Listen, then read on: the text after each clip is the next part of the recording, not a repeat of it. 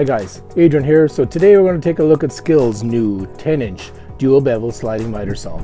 Yes, this is the new one on the market for 2021. It comes with a 10-inch stock blade, dual bevel, LED shadow line, and many more features. So we're going to take a look at that and see how she performs. And also, we'll be wearing safety glasses. Don't forget those, boys. Let's see what she's got. So we're going to take a look at the shadow line. Shadow line can be turned on, turned off from a switch up here. So here, lift up the guard, sits right up in there. She's on, she's off, she's on. We're just going to see how the shadow line projects onto the melamine. So there we go. Now, that's white melamine, and it's a really nice shadow line, as you can see. Comes around, as you can see there. So that is pretty nice. So I like that. So that's your switch up here, right up on top of the T-handle for turning on your shadow line and turning it off.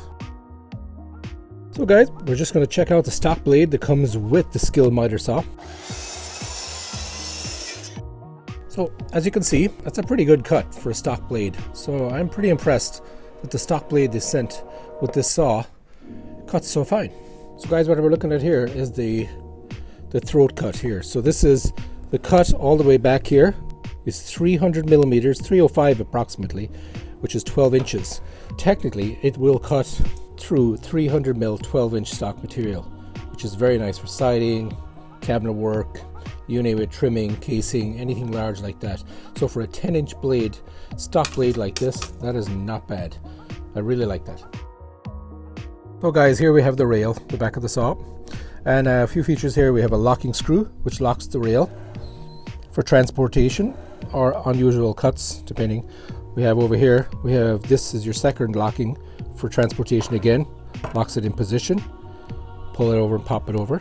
And then here, so for you guys that are doing any kind of a dado cut or depth set, we have your depth set here. Nice little screw here, screw her in, and down she goes. So yes. And also a nice little feature I really like is what's holding the cable, the wire. It's not attached permanently. You can actually pop it off, which I really like. So you can move it away over here, just in case you need a little bit of extra cable length in tight situations where you might be short. And also keep it away from the rail, so the rail can slide smoother, because sometimes, as you know, you might be cutting some fine timber, maple, or whatever you may be cutting or trimming, and this guy gets snagged and pulls, and you might be doing a compound miter, and that can cause you problems.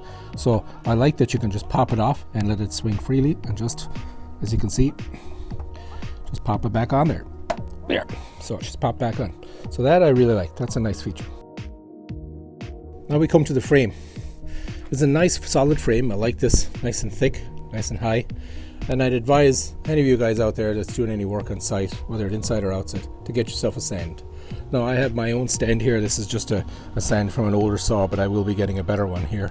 But this one, I use the brackets. There's holes pre-drilled in the frame, right here, the back and front. You can use those and get yourself some 10, quarter, 20, whatever you want to get, and just thread it in there and tighten it up, and then you're on a frame. We have this feature, the bracket to hold on some stock which you're cutting. Now the only thing is, you have to take this off, which is your fence. You take your fence off, operate. So just say this is your stock. Slide her around, lift this up, down you go, and lock. Now it doesn't screw on, it doesn't tighten up, so it isn't like you got to crank it up on your stock. You can put a bit of tape on here, so that in case you're worried about this scratching your stock, but that's about it. Just lift, and then you just rise it up, lift it up, lock her, turn her around like that, take your fence, put it back on when you're done. Always keep it back here, watch out where you are, and then tighten up the screw at the back. You have two screws, one for holding down your stock, then you can also leave that down. Now if you're doing a compound miter, you will have to take this off so the body can slide over. See, this saw also bevels from left to right, so you can see here she will come left and right, hence dual bevel. So here we give this little guy a pull forward, and then loosen the back right here, loosen this guy up like this, and then the whole body will drop down to the desired angle. So right now she sits there 45. You can preset this, check it out, adjust it when you buy the saw and open in the box. I suggest you calibrate it for square, bevel, the whole lot. So right now we're looking at it here. She's sitting at a 45, and I can tell you from trying it out earlier this week, she really works really smooth and cuts a beautiful smooth line. So on the front here, all you have to do is loosen this a little bit, catch this guy here, move your saw. Say you want to go to 45 degrees, and you go to 45 degrees. Lock this up and make your cut. Loosen this off, catch your finger underneath right here, lift up, that'll rise, and then slide your saw right over. She will lock in there to 0 degrees or 90 degrees off the back, and you're ready to go.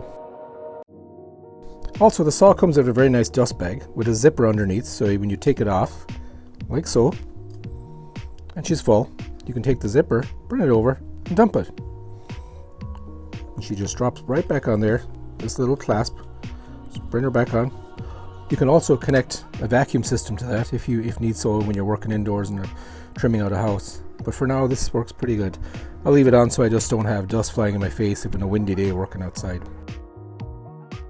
The saw also comes with a 15 amp motor, and it is up for any task, as we seen earlier when we were cutting some 2x12 earlier in the week.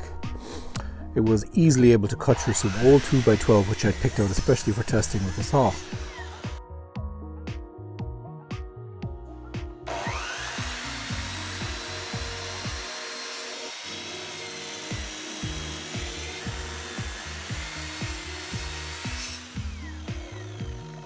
It cut a nice smooth line on it, and just very impressed with this saw and the blade that came with it. Now obviously there are better blades out there, and for the purpose I needed it for, the blade worked just fine. Another feature is this little rubber throat here. So it basically grabs the safety fence as it slides in. So it slides in there like that. Now you might have to move this over, and you can also pop it off. It actually pops off, so if you don't like it, you can just pop it right off there. The saw also comes with these extra support for your stock. If you don't have your stand, like I said, and you're placing this on top of some timber or plywood and you're cutting, you can pull these out. I mean, I don't normally use my stand, but yes, it's a great little feature. All you got to do, go back here, loosen this back here with an Allen key, slide that out and leave it out. Now if you're going to be having it out, leave it out permanently. It's level with this. So yes, it's very well made overall. Nice connections, nuts connections here, very good. I like that this is spring loaded too as well, so it pops up. The construction of the body here, the frame, is very well made. I'm very impressed with that for this type of saw. All the components very well made, very strong, very sturdy, lovely design overall. And the components here, same here, nice easy operation, very smooth on the bevel, very smooth on the mitre, very smooth overall. I'm really impressed with this saw. Really a big fan of these T-handles like this. Just grab on, lift up. Older saws, the handle was on top just like this, pull down like other brands like Makita, but with this one, grab onto the T and down you go. Really nice. So you have a really nice, when you're holding timber with your left hand, if you're right-handed, you can grab and pull forward just like so. Really nice. And then when you lock it, just like so, lock it right there, you can grab onto the handle, and for transporting, lift straight up. I just like this whole setup here. I think it's really nice. Looks really cool too. So yes, so that's what we have so far on the body. So overall, it's a really nice saw. I'm really impressed with it. SKIL are doing a great job of bringing in a market saw like this, and looking forward to many more days or many more months and many more years, because I think this saw is going to last a long time. And that wraps up this week's tool review.